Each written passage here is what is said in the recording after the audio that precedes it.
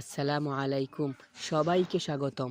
আমরা আজ খুব সহজ ভাষায় শিখব কিভাবে মদ্যক নির্ণয় করতে হয়। আপনারা আমার সাথে দেখুন এবং ভিডিওটি না টেনে শেষ পর্যন্ত দেখুন, তাহলে আপনারা পরিষ্কারভাবে বুঝতে পারবেন। এবং কোনো সমস্যা হলে কমেন্টে জানাবেন যে কোনো সমস্যা হয়েছে, তাহলে আমি সমাধান করার চেষ্টা করব। আমি আপনাদের সুবিধার্থের জন্য মদ্যক করার জন্য একটি কুয়েশন আগে থেকেই তুলে রেখেছি। তাহলে আমরা শুরু করি। তাহলে শুরু করা যাক। এই হচ্ছে মদ্যকটি। এখান থেকে আমরা মদ্যক নির্ণয় করব। কি করে মদ্যক নির্ণয় করতে হয়, তাহলে শুরু করা যাক। আপনারা সর্বপ্রথম এই প্রশ্নটি লিখে নেবেন, কারণ এই প্রশ্নতেই দেওয়া থাকবে।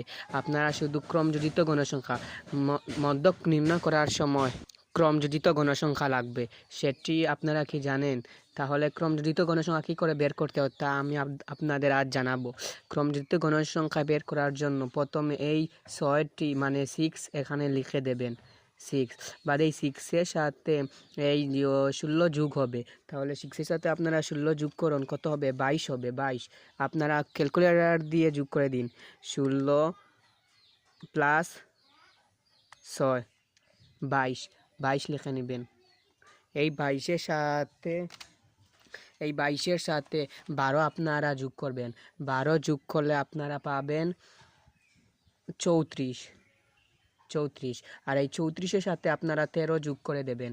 13 যোগ করে আপনারা পাবেন 47। আর এই 47-এর সাথে আপনারা 20 যোগ করবেন। এই 47 যে রয়েছে, 47-এর সাথে আপনারা 20 যোগ করবেন। 20 যোগ করলে আপনারা পাবেন 66। আপনারা 66 পাবেন। 20 যোগ যদি আপনারা করেন তাহলে আপনারা 66 পাবেন। এই 66-তে সাথে আপনারা এই 5 গুণ করে নেবেন, তাহলে আপনারা পাবেন 72 লিখে নিলাম। 72-এর সাথে আপনারা 4 যোগ করবেন। 4 যোগ করলে পাবেন আপনারা 76। এই 76-এর সাথে আপনারা 3 যোগ করবেন। 3 যোগ করলে পাবেন 79। আর এই 79-এর সাথে 1 আপনারা যোগ করবেন, পাবেন 80। তাহলে আমি খুব সহজ ভাষায় লিখে নিলাম। আপনারা একটা কথা মনে রাখবেন, এই গণসংখ্যাকে সব সময় n দিয়ে প্রকাশ করা হয়। n দিয়ে প্রকাশ করা হয়। n ইকুয়াল, এখানে সব কিছু আপনারা যোগ করে পাবেন, যোগ করে দেবেন, যোগ করে নেবেন। যদি যোগ করেন তাহলে আপনারা পাবেন 80। আর এই 80-কে n দিয়ে আপনারা ভাগ করবেন, তাহলে n ইকুয়াল টু, অতএব n ইকুয়াল টু বাদে ইকুয়াল দিবেন। n আছে কত? 80। তাহলে 80 বাও, তাহলে 2 দিয়ে ভাগ করো। 2 দিয়ে ভাগ করলে পাবেন আপনারা 40। এই 40 n মানে n কি হলো? 40। অতএব আমরা জানি, মদ্যকের সূত্র কি আপনারা জানেন? কি বলেন? মদ্যকের সূত্র কে জানেন? L+n/2 - fc into h/fm। আপনারা কি জানেন? অতএব আপনারা সেটা লিখবেন, তবে তার আগে আপনারা লিখবেন এই 40 এই ক্রমযুক্ত গণসংখ্যার মধ্যে কোথায় রয়েছে। এই আমি তো দেখতে পাচ্ছি এই 34 থেকে এই 47-এর মধ্যে রয়েছে 40, তাই না? আর এই দুইটার মধ্যে কোনটি সবচেয়ে বড়? 47 না সবচেয়ে বড়? তাহলে এই 47টি হবে মধ্যক শ্রেণী। এটি হবে মধ্যক শ্রেণী। আপনারা লিখে নেবেন 40তম পদের মান। 40তম পদের মান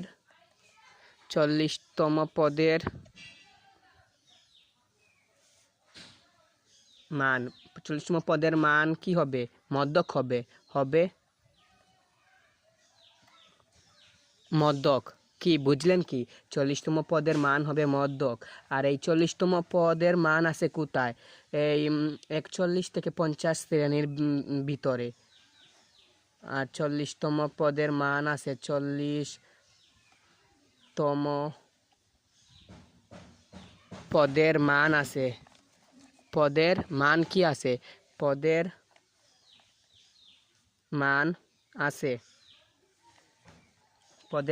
আছে 40 থেকে এইখানে এই 41 থেকে 50 শ্রেণীর ভিতরে। 41 থেকে 50 শ্রেণীর ভিতরে।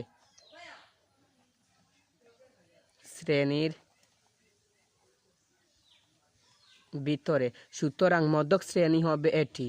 সুতরাং সুতরাং মধ্যক শ্রেণী কি হবে? মধ্যক শ্রেণী হবে সুতরাং মধ্যক 41 থেকে 50 শ্রেণীতে অবস্থিত, তাই না? এই দেখুন, এই 47 এর ভিতরে 40 রয়েছে, তাই না? আর এই 41 থেকে 50 এর ভিতরে রয়েছে মধ্যক, তাই না? তাহলে লিখে নেবেন শ্রেণীতে অবস্থিত,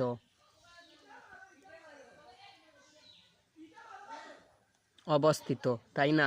অতএব আমরা জানি, আপনারা সুন্দরভাবে লিখে নেবেন। আমি আপনাদের সুবিধার্থের জন্য আপনারা নিচে লিখবেন, পরীক্ষার খাতায় আপনারা নিচে লিখবেন, যাতে আপনাদের পরীক্ষায় কোনো ভুল না হয়।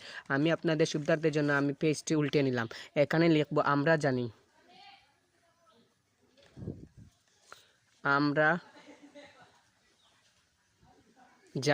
আপনারা কি জানেন মধ্যকের সূত্র কি? মধ্যক ইকুয়াল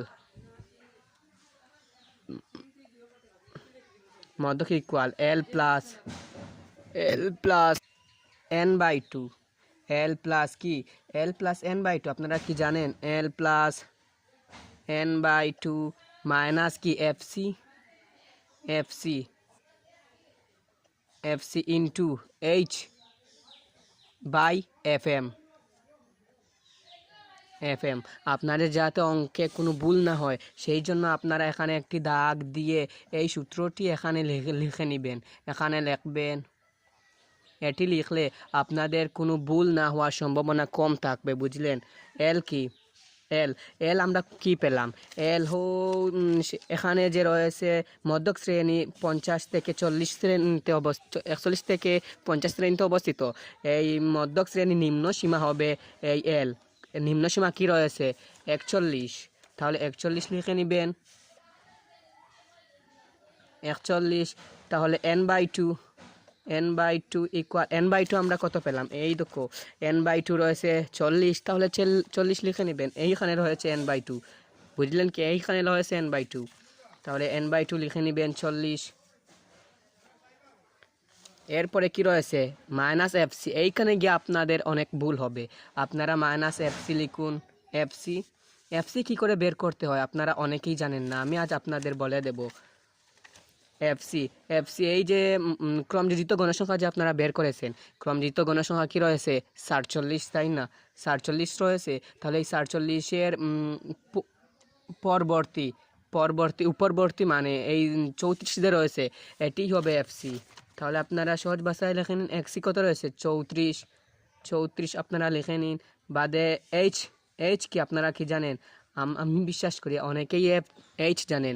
যদি জানেন তাহলে কমেন্টে বলবেন আমি জানি H। তাহলে শুরু করি। H কি? H হচ্ছে এই শ্রেণী ব্যবধান 11 থেকে 20-এর ভিতরে শ্রেণী ব্যবধান কত রয়েছে? আমি তো গণে পাচ্ছি 10। দেখুন, 11, 12, 13, 14, 15, 16, 17, 18, 19, 20, তাই না? কত রয়েছে? 10। তাহলে এই H হবে কত? 10। আপনারা 10 লিখে নিন। 10। আর FM কি করে বের করতে হয় আপনারা অনেকেই তা জানেন না। যদি জানেন তাহলে বলবেন আমি জানি FM কি করে বের করতে হয়, এবং একটি সূত্র দিয়ে বলবেন। কিন্তু FM বের করা একেবারে ইজি। এই আপনারা ক্রমযুক্ত জনসংখ্যার মধ্যে পেয়েছেন না মধ্যক, এই মধ্যক শ্রেণীতে এই যে 13 রয়েছে গণসংখ্যা, এই 13ই হবে FM। তাহলে আপনারা লিখে নিন 13। অতএব আপনারা যদি এখানে লিখে নিন এটা, তাহলে আপনাদের অঙ্কে ভুল কম হওয়ার সম্ভাবনা থাকবে। অতএব আপনারা এখানে লিখে নেবেন। এল এর মান আমরা কত পেয়েছি? 41, তাই না? তাহলে 41 লিখে নেই। বাদে প্লাস n/2 আমরা কত পেয়েছি? 40, তাই না? তাহলে 40। আপনারা আমার সাথে তাড়াতাড়ি করুন, বাদে আমাকে স্ক্রিনশট পাঠান, আমি দেখে বলবো হয়েছে কি না হয়েছে। কত? 40। বাদে -FCর মান আমরা কত পেয়েছি? 34। তাহলে 34 এটা ব্যাগেট দিয়ে আটকে দেবেন। তাহলে H এর মান আমরা কত পেয়েছি? ইন্টু H এর মান কত পেয়েছি? 10। তাহলে 10। FM এর মান আমরা কত পেয়েছি? 13। তাহলে 13 দিয়ে দেন। তাহলে আপনারা ইকুয়াল এই 41 দিয়ে দিন। 41 বাদে এটার সাথে এটা মাইনাস বিয়োগ দিন। 40-এর সাথে 34 আপনারা মাইনাস বিয়োগ দিন। আপনারা কি বিয়োগ দিয়েছেন? তাড়াতাড়ি বিয়োগ দিন। 40-এর সাথে -34 আপনারা যদি বিয়োগ দেন তাহলে পাবেন 6। তাহলে +6 দিয়ে দিন এখানে।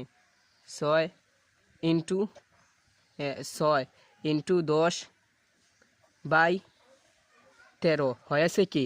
আপনারা কিন্তু সুন্দরভাবে করবেন, এটা কিন্তু ভুল। আর এই যে 6 হবে এখানে 6, তাহলে আপনারা ইকুয়াল দিয়ে দিন। এখানে প্লাস 41 প্লাস এই যে 6 রয়েছে, 6-এর সাথে আপনারা 10 গুণ করবেন, এটির সাথে এটি 10 গুণ করবেন, মানে 6 ইন্টু 10। তাহলে 6 ইন্টু 10 গুণ দিন, আমি গুণ দিচ্ছি। 6 ইন্টু 10 কত আসবে? 60। তাহলে আপনারা 60 দিয়ে দিন। 60 মাইনাস কত, মানে 13 দিয়ে দিন। তাহলে ইকুয়াল 41 তার স্থানে বসিয়ে দিন, বাদে প্লাস এই 60 যে রয়েছে 60-এর সাথে আপনারা 13 ভাগ করবেন। তাহলে আমি দিয়ে দিই 60/13 কত হবে? 4.61। এই 4.61 এলো না, তাহলে 4.61 দিয়ে দিন। 4.61। এখন এই 4.61-এর সাথে 41 আপনারা যোগ করবেন, যোগ করে যা আসবে সেটাই হবে আনসার। তাহলে আমি যোগ করে নেই, তাহলে আসবে 45.61, মানে 45.61, এটি হবে আনসার। এটি কি আনসার? অতএব আপনারা লিখে নেবেন মধ্যক হবে